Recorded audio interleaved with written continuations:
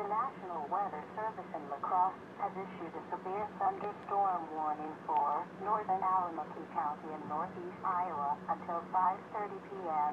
At 4:42 p.m., a severe thunderstorm was located near Waukon, moving east 25 miles per hour.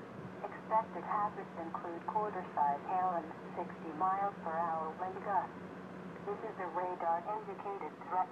The following impacts are expected. Hail damage to vehicles is expected. Expect wind damage to roofs, siding, and trees.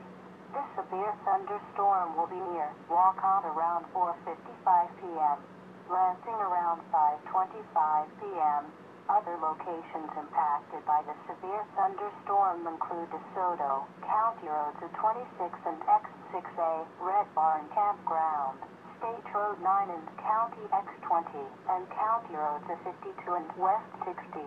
For your protection, move to an interior room on the lowest floor of the building. Repeating, a severe thunderstorm warning has been issued until 5:30 p.m. for the following county: Alamance, Iowa,